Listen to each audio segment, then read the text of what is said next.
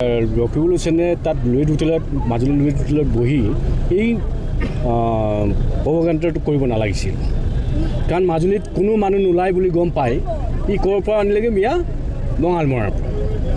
মই কাৰণ মাজুলী মানুহ কি কাৰণত কাৰণ যিটো দলে 17 বছৰ একো কাম কৰা নাই কেনেকৈ ওলালে বোলো পিছতে গম পাইছোঁ কি চব আমাৰ ল'ৰাবোৰ দেখুৱাইছে মোবাইলত এইটো ভিডিঅ' কৰি থৈছে চব মিয়াক লৈ আনিছে।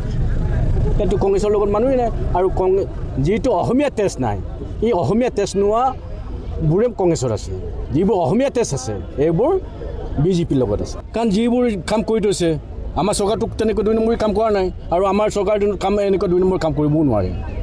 আমাৰ মানুহ ডাঙৰীয়া আপোনালোকে দেখিছে কেনেকৈ নিশা আজিতো কোনো ক'ব নোৱাৰে, কোনো আঙুলি টোৱাব পৰা নাই। ইমান চাকৰি দিয়া হ'ল আজিলৈকে কোনো আঙুলি টোৱাব নোৱাৰে। ৰাজহুৱাভাৱে মই আজি উঠিছোঁ ন কৰতি পাৰ চাপৰি এটাত আপোনালোকে এদিন যাব, নামঘৰটোত চাব, নামঘৰটো দেখিলে আপোনালোকে হাঁহি উঠিব। চৰকাৰ কংগ্ৰেছৰ দিনত হৈছিলে, এই কংগ্ৰেছ চৰকাৰ এনেকুৱা আছিলে। কংগ্ৰেছ চৰকাৰে কালি কেনেকৈ টকা পইচা ল'ব লাগে এইটোৰ বাহিৰে একো চিনি পোৱা নাই। এতিয়া গৌৰৱ গগৈ ডাঙৰীয়াই কেইদিনমান এতিয়া বছৰ হ'ল বহুতে ভোট দিছিলে, খুব কথা ক'ব জানে, সদনত কথা মাত মাতিব পাৰে, কথা ক'ব পাৰে, এইধৰণে ভোট দিছিল। আজিলৈকে মাজুলী ৰাইজে কিবা পাইছে? গৌৰৱ গগৈৰ পৰা কিবা পাইছে? গৌৰৱ গগৈৰ পৰা 1 পইচা পোৱা নাই। আৰু 2 লাখ টকা ক'ৰবাই দিছিলে বোলে। একেবাৰে মই এবাৰ চাপৰিৰ মাজত গৈছিলোঁ, চাপৰিৰ মাজত এটা 4টা পোষ্ট লগাই এটা টিং কেইটামান লগাই মাত্ৰ 10-15 লাখ টকা খৰচ হ'ব, 15,000 খৰচ হ'ব। এই 2 লাখ টকা এইটো মাৰিব বিচাৰে। কাৰণ মানুহ আগত যদি নামঘৰটো বনাই দিয়ে তেতিয়াহ'লে পইচা মাৰিব নোৱাৰে। সেই চাপৰিৰ মাজতে বনাই তেখেতসকলে পইচাটো মাৰিছে। মই এইটো কৈছোঁ, আমি যদি আকৌ চৰকাৰ আহে আকৌ তেতিয়া মই এনকুৱাৰী লগাম, এই কোনবোৰ কৰিছে এইবোৰ কাম আৰু এই ব্যৱস্থা আমি ল'ম।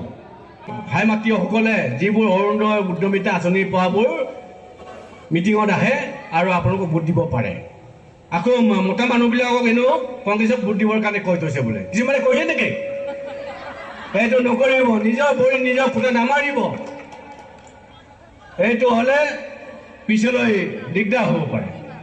ৰকিবুল হুছেইনে তাত লুইত হোটেলত মাজুলী লুইত হোটেলত বহি এই প্ৰপাগাণ্ডাটো কৰিব নালাগিছিল। কাৰণ মাজুলীত কোনো মানুহ নোলায় বুলি গম পায় ই ক'ৰ পৰা আনিলেগৈ মিয়া বঙালমৰাৰ পৰা।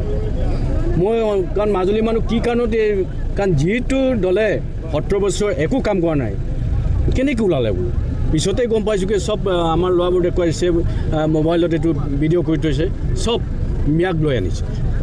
তাতো কংগ্ৰেছৰ লগত মানুহেই নাই আৰু যিটো অসমীয়া তেজ নাই এই অসমীয়া তেজ নোহোৱাবোৰে কংগ্ৰেছত আছে, যিবোৰ অসমীয়া তেজ আছে এইবোৰ বিজেপিৰ লগত আছে। কাৰণ যিবোৰ কাম কৰি থৈছে আমাৰ চৰকাৰটোক তেনেকৈ 2 নম্বৰী কাম কৰা নাই আৰু আমাৰ চৰকাৰ কাম এনেকুৱা 2 নম্বৰ কাম কৰিবও নোৱাৰে। আমাৰ মানুহ ডাঙৰীয়া আপোনালোকে দেখিছে কেনেকৈ নিশা আজিতো কোনো ক'ব নোৱাৰে, কোনো আঙুলি টোৱাব পৰা নাই। ইমান চাকৰি দিয়া হ'ল আজিলৈকে কোনো আঙুলি টোৱাব নোৱাৰে। ৰাজহুৱাভাৱে মই আজি উঠিছোঁ ন